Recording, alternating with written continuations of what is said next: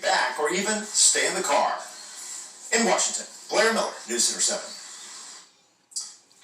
The U.S. Fish and Wildlife Service took an important step to protect emperor penguins this week. It comes after the penguins were officially categorized as threatened due to the melting of the ice the birds count on to survive. If greenhouse gas emissions continue to rise at their current rates, the journal Global Change Biology reports that the emperor penguin population could all but disappear by 2100.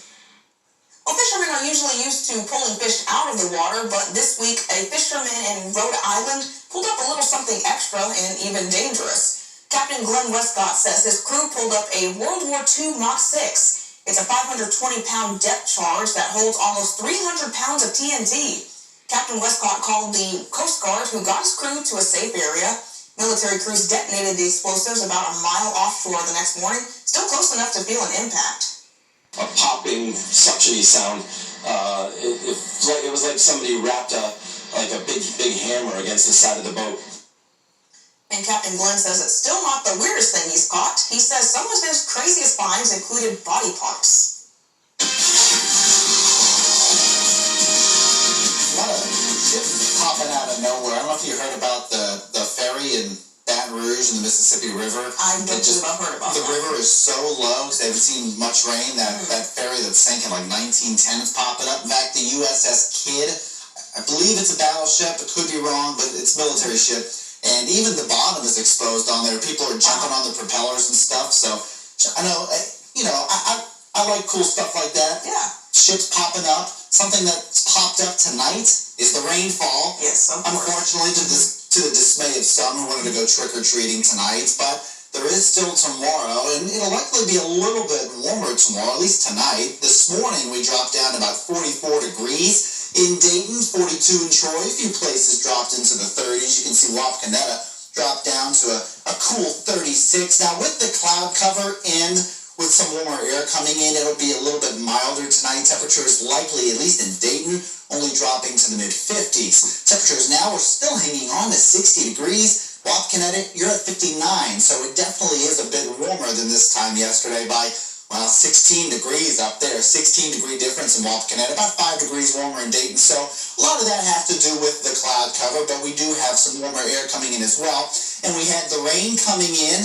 So that's something we definitely need, as we do have official drought in a majority of the viewing area. There's just a few little parts of, say, Logan County, and it looks like this extreme northwestern part of Auglaize and Mercer County, which are technically under kind of a pre-drought, if you will. It's a precursor to drought that's abnormally dry. That's what the yellow represents, but it is dry. This doesn't include Tuesday's rain. It did rain quite a bit Tuesday night, but the data stopped at about 8 o'clock in the morning on Tuesday. The drought monitor comes out on Thursday, so that rain will be incorporated into the new drought monitor this coming Thursday. Not to mention the rain we're seeing now. As far as October is concerned, we've only seen about 0.58 inches. That's as of midnight this morning. It doesn't include the rain we've seen this evening. So we're typically about 2.85 inches. So we're still quite a bit below average for at least the month to date. Now, the year to date, we're only an inch or two below average, where you can see about 33.6 inches. So it was a wet start to the year. It's been a dry October,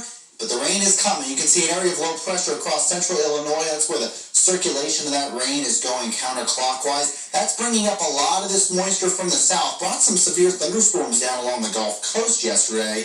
Some of that moisture is finally making its way up to the Midwest, where we did see a nice little wave move through the Miami Valley earlier, just in time for trick-or-treating, unfortunately. And as that wave pushes off closer toward Cleveland, have another little wave coming through. So this is what you can expect overnight. Maybe not widespread like what we saw this evening, but passing showers overnight, passing showers into Monday as well. Not to mention some mostly cloudy skies. There'll be some breakup in the cloud cover at times, but you're generally looking at a pretty cloudy overnight and pretty cloudy into Monday too. You can see that illustrated here in the Futurecast. Here's a look at 5:30. A couple showers popping up again, not widespread, but the passing showers do continue. Similar into the late morning hours, you'll see some dry times. You'll see maybe even some sun peeking through here or there, but generally looking at some partly cloudy skies, some passing showers here in the afternoon. Trick-or-treat time, here you go, 6, 7 o'clock. Definitely not as widespread as what we had today, but some showers still popping up. So as far as what we're looking at tomorrow for Thanksgiving, for Halloween, you might still be dealing with a few isolated sprinkles. but not like what we saw this evening. So tonight down to 56 degrees. The next 7 days you can see a drier forecast and definitely warming up as well. But if you want to get the latest information as far as what to expect trick-or-treating, make sure you tune in to News Center 7's Daybreak Edition. Starting at 4:25, meteorologist Kirsty Zontini will have the latest to help you plan your day and your trick-or-treat schedule. All right, thank you, Robert. Well, with no winner last night, the Powerball jackpot stands at $1 billion. It's only the second time